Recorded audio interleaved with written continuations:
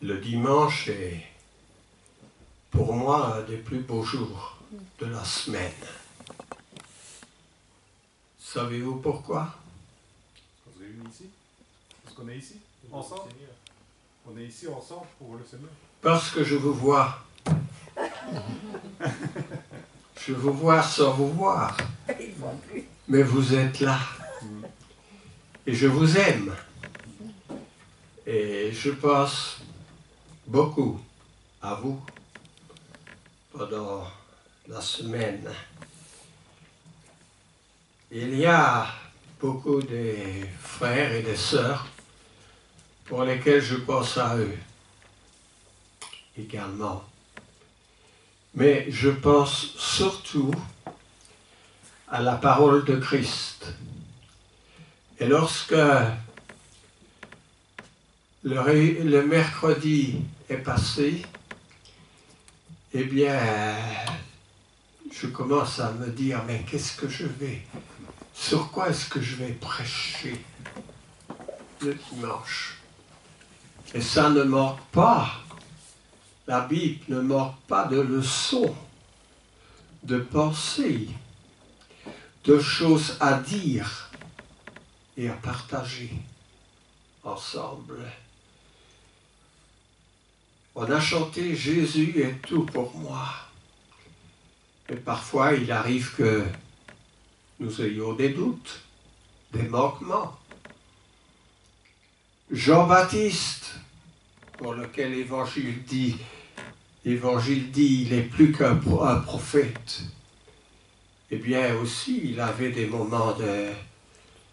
Lorsqu'il est en prison, il envoie ses disciples trouver Jésus avec la question « Es-tu celui qui devait venir? Ou devons-nous en attendre un autre ?» Cette question nous semble bizarre, parce que lorsque Jean-Baptiste a baptisé Jésus, la voix s'est fait entendre du ciel, « Celui-ci est mon fils bien-aimé, en qui j'ai mis toute mon affection. Écoutez-le. » Et puis, plus tard, dans la prison, je leur demande, « Es-tu celui qui devait venir ?» Et c'est une question qui le tenaillait parce qu'il envoie ses disciples trouver Jésus pour poser la question. Vous savez ce que Jésus lui a répondu aux disciples de Jean? Je suis celui qui suis. Les aveugles voient, les boiteux marchent, les sourds entendent, etc., etc. Ça, c'est Jésus. Il n'y a que lui qui pouvait ressusciter les morts. Il est venu à la fin de l'ancienne alliance. Il est venu pour parler aux gens, pour guérir. Et à beaucoup de ceux auquel il a accordé la guérison, il a dit, comme à cette femme, ta foi t'a sauvée, fille. Quelle sorte de foi est la nôtre aujourd'hui? Vous êtes-vous déjà posé la question? J'ai un frère qui est, je pourrais dire un ami, mais il est trop distant. Alors quelquefois nous correspondons ensemble. Et cette semaine, je lui ai écrit avec des suggestions. Et il m'a répondu, dans un tel numéro, j'écris un article dans lequel se trouvent ces questions. Ce frère, c'est Barry Bagot. Et il m'a envoyé copie de son article qu'il avait déjà envoyé, le salut par la foi. Alors, Barry est un frère que j'ai entièrement confiance. Je l'ai rencontré lorsqu'il était un missionnaire en Afrique, en Côte d'Ivoire. J'ai enseigné un peu dans son école, mais c'est un frère qui est juste dans l'enseignement de la Bible et nous correspondons ensemble de temps en temps. Alors, le salut par la foi m'a conduit à évaluer certaines questions dont j'en ai fait ma leçon aujourd'hui et auxquelles je n'ai pas donné de titre. Parce que le titre ne m'est pas venu en tête, mais si vous trouvez un titre à ma prédication, eh bien, je serais heureux de l'écrire là. Alors j'ai commencé par dire ceci. La Bible affirme clairement que la puissance capable de procurer le pardon des péchés, c'est le sang de Christ. Et Pierre dira, c'est la résurrection de Christ. Eh bien, c'est une bonne manière de débuter cette question par qu'est-ce qui accorde le pardon des péchés? Les réponses pourraient être multiples. Elles ne sont pas multiples dans la Bible. Mais il faut que tous sur la terre, tous les gens religieux s'accordent à dire c'est le sang de Jésus qui procure le pardon des péchés. Parce que si nous ne sommes pas d'accord sur ce point fondamental, nous n'arriverons pas à nous mettre d'accord sur le reste. L'apôtre Paul dit clairement aux Éphésiens, et tu l'as enseigné, Dominique, Éphésiens chapitre 2, verset 7. En lui, chapitre 1, verset 7, en lui, en Jésus-Christ, nous avons la rédemption. Tout le monde comprend ce mot, la rédemption, la rémission des péchés. Par son sang. En lui, nous avons la rédemption par son sang, le pardon des péchés. C'est clair, c'est concis, c'est complet. C'est par son sang que nous avons la rémission des péchés. Alors, on peut partir de là. L'apôtre Paul, en écrivant sa lettre aux Romains, est parti de là. Parce que l'apôtre Paul aux Romains, dans le chapitre 5, entre les versets 6 à 10, il y a 4 versets, d'habitude nous ne lisons pas beaucoup de versets les uns à la suite des autres.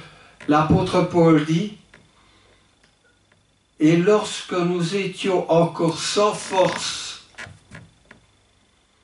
Christ, autant marqué, est mort pour des impies, parce que nous étions tous sans Christ, considérés à être des impies. » À peine, dit Paul, mourrait-on pour un juste? Quelqu'un peut-être mourrait-il pour un homme de bien? Mais Dieu prouve son amour envers nous en ce que lorsque nous étions encore des pécheurs, Christ est mort pour nous. Christ est mort pour nous. À plus forte raison, maintenant que nous sommes justifiés par son sang, nous sommes rendus justes par son sang, serons-nous sauvés par lui de la colère. Nous avons été réconciliés avec Dieu par la mort de son Fils. À plus forte raison, étant réconciliés, serons-nous sauvés par sa vie, la vie de Jésus.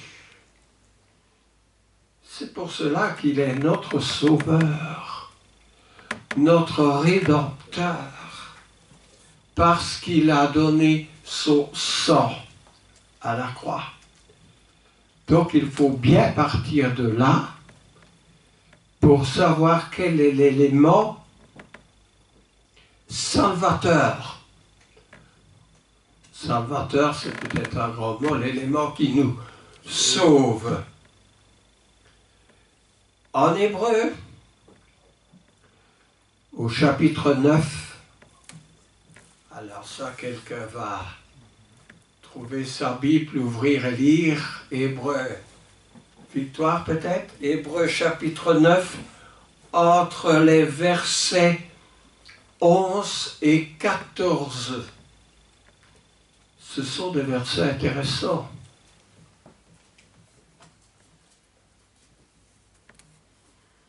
Quand tu voudras, Victoire. D'accord, donc Hébreu chapitre 9, versets 11 à 14.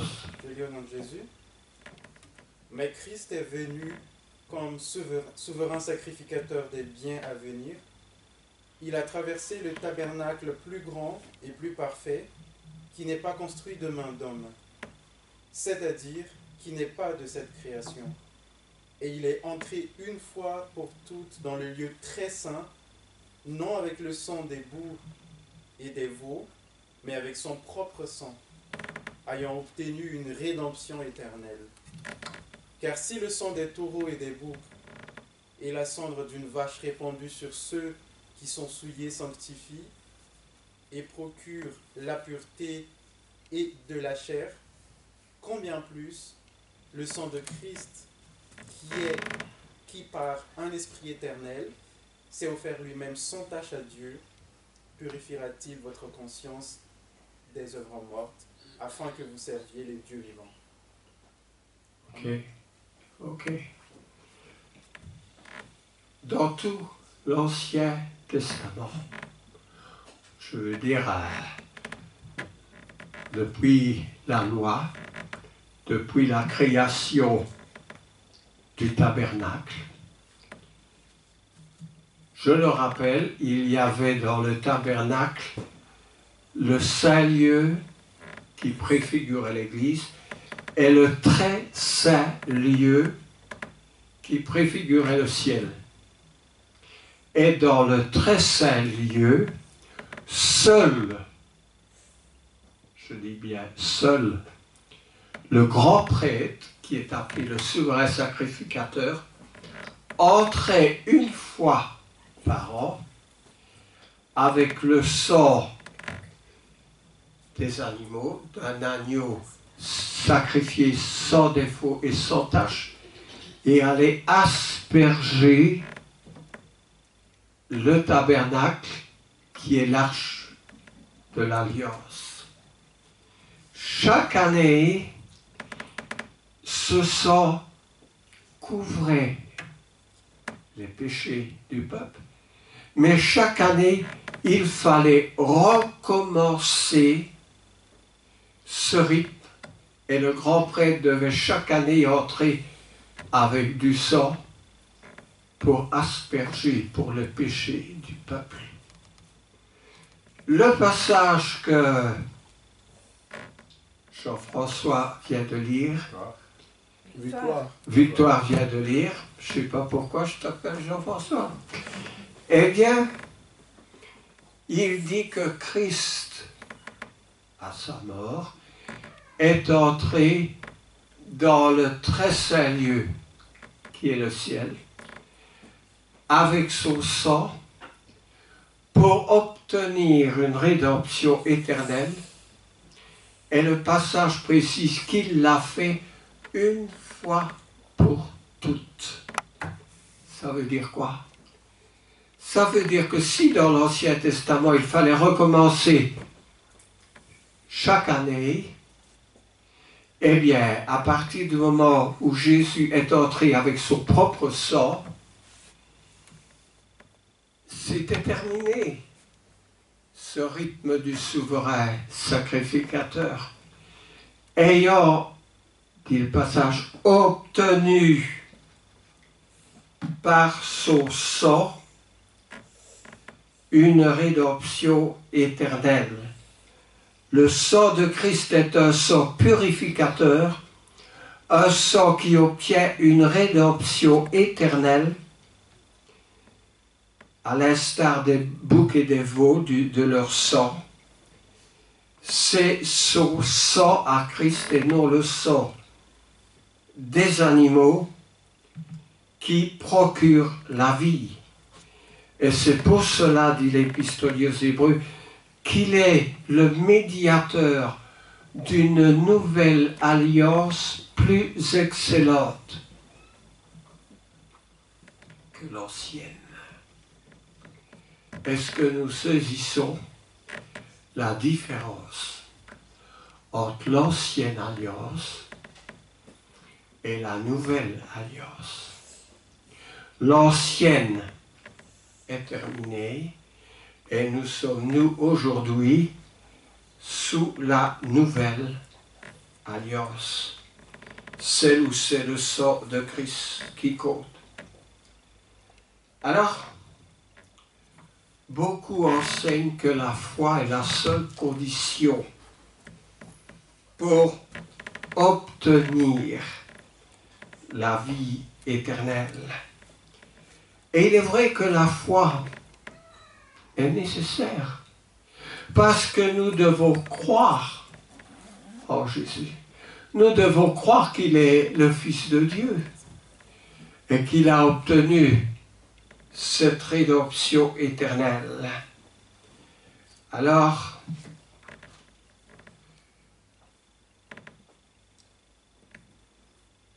le sang de Christ est un sang purificateur. Si je dois parler de la foi, il y a le passage qui dit, comme Pierre l'a dit le jour de la Pentecôte, repentez-vous et que chacun soit baptisé au nom de Jésus-Christ pour obtenir le pardon des péchés. Alors je vous demande de réfléchir un instant. Qu'est-ce qui sauve? Le sang de Christ ou l'eau? Réfléchissez dans votre tête. C'est le sang de Christ. Oui, mais alors pourquoi est-ce qu'il est question de l'eau? Ben, ça, c'est pour mourir avec lui. C'est l'accompagner, Christ. C'est les deux. Quand il a fait ce geste-là, nous devons continuer à permettre les gestes. Oui. Il y a plusieurs passages qui nous y conduisent. L'apôtre Paul dit que, étant justifiés par la foi, nous avons la paix avec Dieu. L'apôtre Paul dit aux Éphésiens, c'est par la grâce que vous êtes sauvés, par le moyen de la foi. La foi est nécessaire et sans la foi, personne ne sera sauvé. Donc il y a, je prends grosso modo, il y a le sang de Christ, il y a l'eau du baptême, il y a la foi. Alors, comment concilier ces diverses choses? En tout cas, il y a une chose que la Bible ne dit pas. C'est que nous sommes sauvés par la foi seule. Nous sommes sauvés par la grâce de Dieu. Alors que viennent faire tous ces éléments? Il y a la foi, il y a la repentance, il y a le baptême, il y a la vie chrétienne. Évidemment, il nous faut aller dans notre Bible pour comprendre ces choses qui sont toutes nécessaires.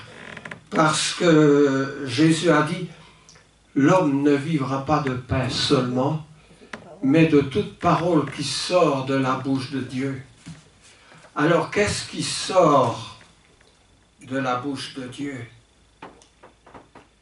L'apôtre Paul dira aux anciens de l'église d'Éphèse, « Je vous ai annoncé tout le conseil de Dieu, sans rien vous en cacher. » Donc ce qui est nécessaire, c'est que nous prenions connaissance et que nous appliquions tout ce qui concerne le conseil de Dieu, la parole de Dieu. Jésus a dit à ceux qui étaient baptisés, et enseignez-leur à observer tout ce que je vous ai prescrit. Alors, oui, la parole de Dieu met l'accent sur la foi, mais la foi ne démontre pas qu'elle est la seule condition pour l'accessibilité au salut. Jacques, le frère du Seigneur, dit ceci, et Jacques a toujours de bonnes paroles parce que lors de la conférence à Jérusalem, c'est lui, en appliquant une parole d'Amos, qui a désamorcé toute la difficulté du sujet qui était prêché.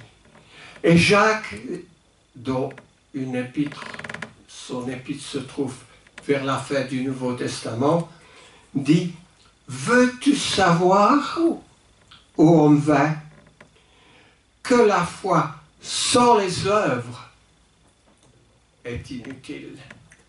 N'est-ce pas? Oui, c'est Jacques chapitre 2, les versets 20 et 24 aussi. Veux-tu savoir, ô homme vain, que la foi sans les œuvres est inutile? Donc si Jacques parle des œuvres de la foi, c'est qu'elles existent, n'est-ce pas? Alors, quelle sorte de foi? Est-ce simplement le fait de croire en Dieu qui est important, ou les œuvres de la foi?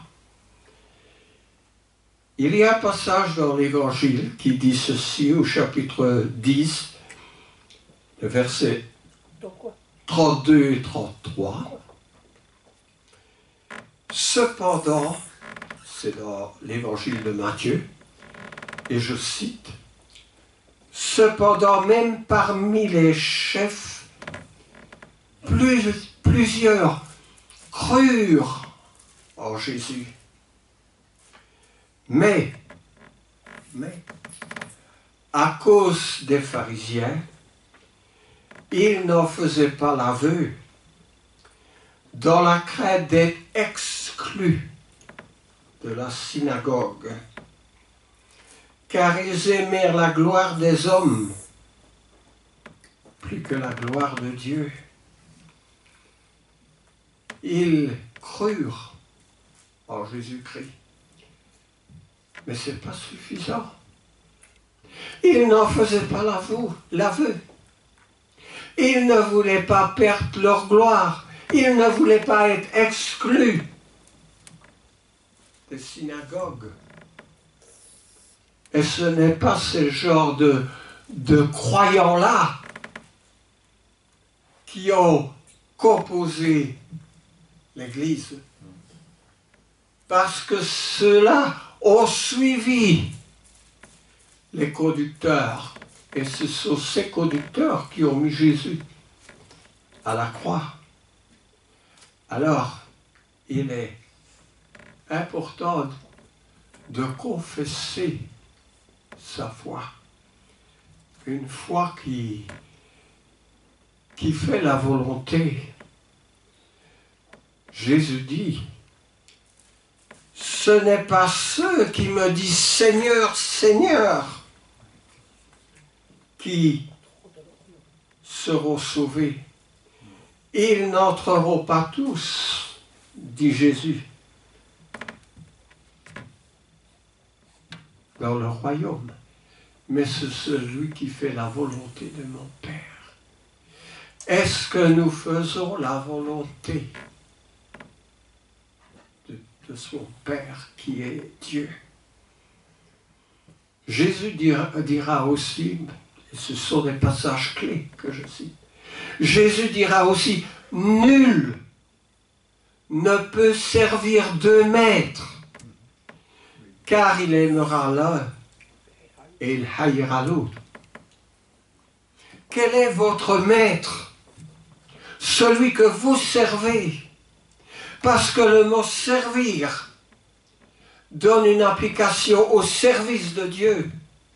Ce n'est pas seulement ces pharisiens qui croyaient en Jésus, mais qui n'en faisaient pas l'aveu.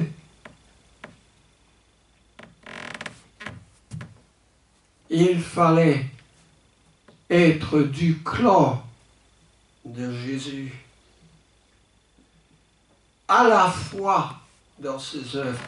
Il faut ajouter la repentance et le baptême.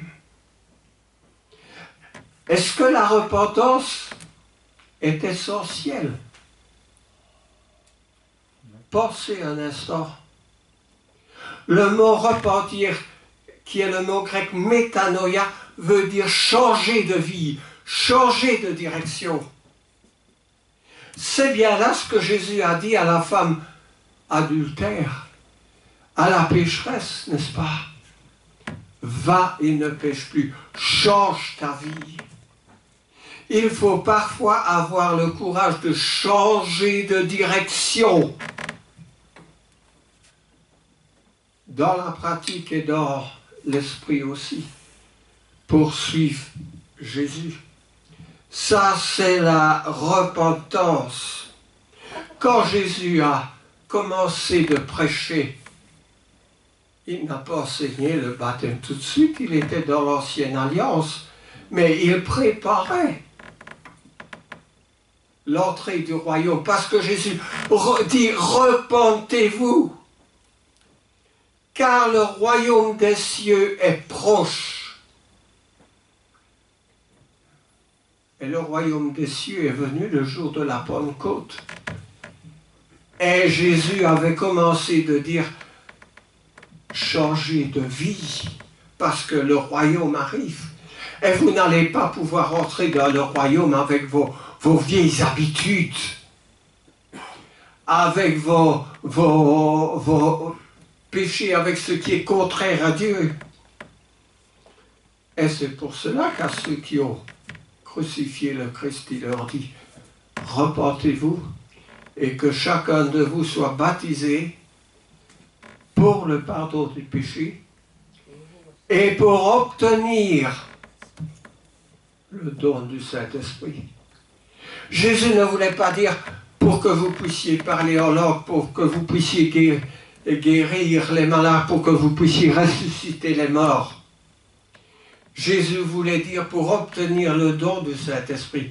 Parce qu'à partir du moment où on est baptisé, on devient le temple du Saint-Esprit. Et il faut être lavé de ses péchés pour que l'Esprit de Dieu vienne habiter en nous. C'est absolument indispensable. Quand Jésus a pris le poids des péchés du monde pour aller à la croix, Paul dit qu'il était abandonné de Dieu, parce que Dieu ne pouvait pas être, même avec son Fils, avec tous les péchés du monde qu'il avait. Il a fallu que Jésus, pour un temps, le temps qu'il expie, soit séparé de Dieu. Vous dites, mais qu'est-ce que tu racontes là, Jean-Marie? Je vous rappelle qu'à la croix, Jésus s'est exprimé en disant, Élie, Élie, lama sabachthani. Qu'est-ce que ça voulait dire? Mon Dieu, pourquoi m'as-tu abandonné? Dieu avait abandonné Christ jusqu'à Christ expie les péchés du monde. Il faut que nous soyons débarrassés de nos péchés pour que nous devenions le temple du Saint-Esprit. Ce n'est pas une promesse qui est faite aux païens, mais à ceux qui deviennent chrétiens. Alors, le baptême, oui, est nécessaire parce que c'est l'acte par lequel on se débarrasse des péchés. Alors, j'ai aussi 2-3 pensées que je donne avant de terminer.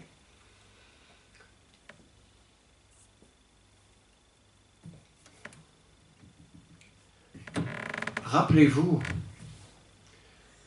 juste avant que le peuple d'Israël quitte l'Égypte, le soir auquel allait passer l'ange destructeur pour tuer tous les premiers-nés de la maison d'Égypte, l'ange passe parmi le peuple d'Israël en disant, prenez le sang d'un agneau sans défaut et sans tache et mettez-en sur votre porte pour que l'ange destructeur n'entre pas dans votre maison. Qu'est-ce qui arrivait si une des familles israélites disait « Oh ouais, mais nous sommes d'Israël, on n'a pas besoin d'aller asperger le sang ». Qu'est-ce qui serait passé?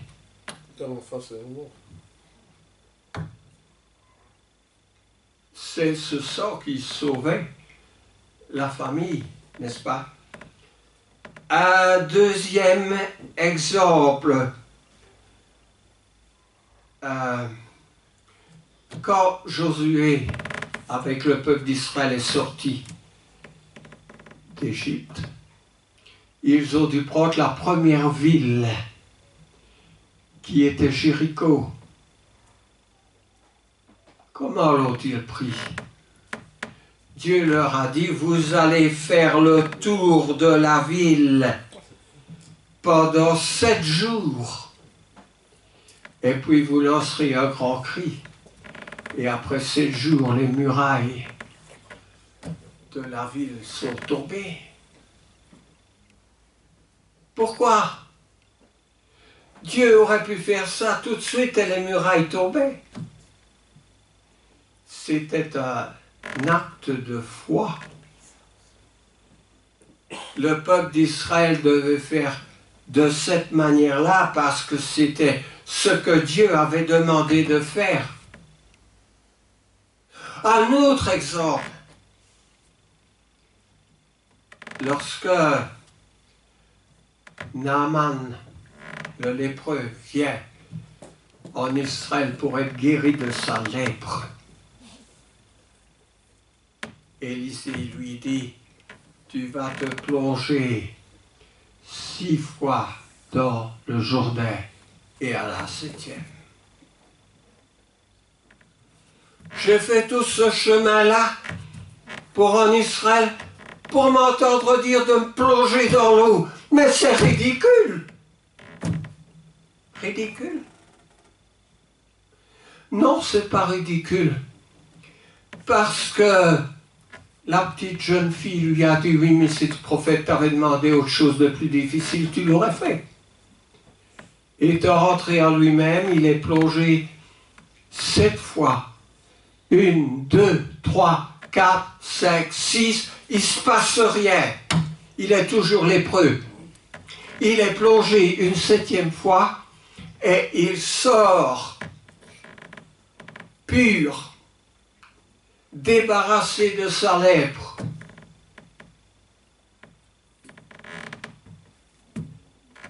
Jésus dit, celui qui croira et qui sera baptisé sera sauvé. Ridicule! Moi, je n'ai pas besoin d'être baptisé. Eh bien, laissez-moi vous dire que le lépreux a été plus sage que vous. Car le lépreux a dit, eh bien, c'est pas difficile ce qu'il m'est demandé, faisons-le quand même. Alors le baptême, faites-le quand même. Parce que Jésus a dit, il est convenable, en parlant du baptême, il est convenable que nous accomplissions ce qui est juste.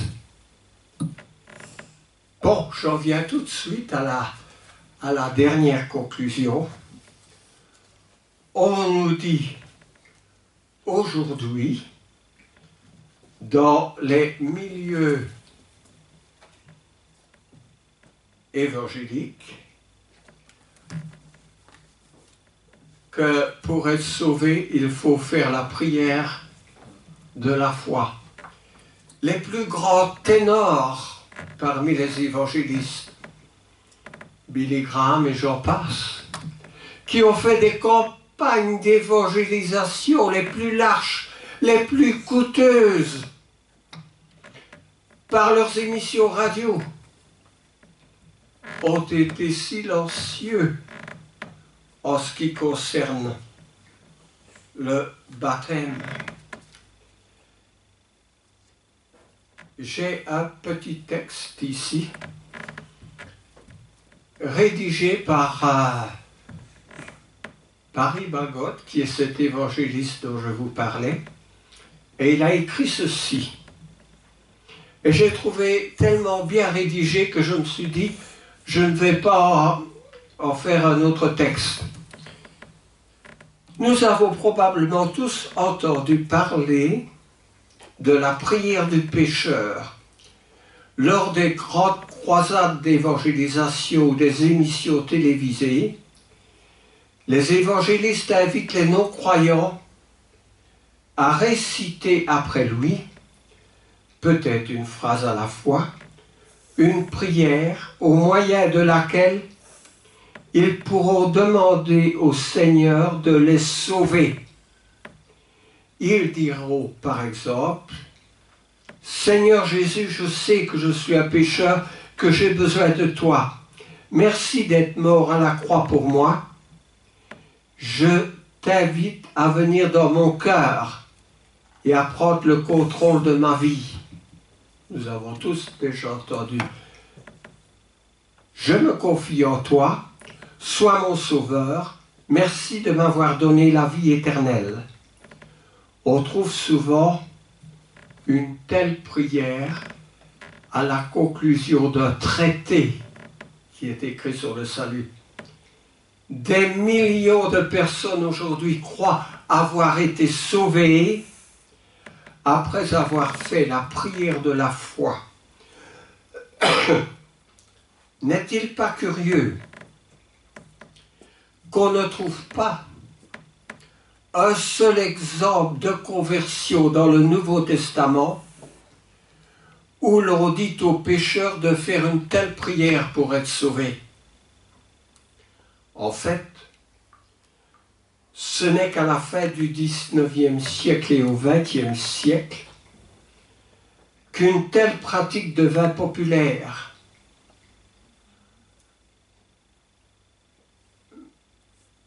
Aucun des apôtres n'a employé cette méthode.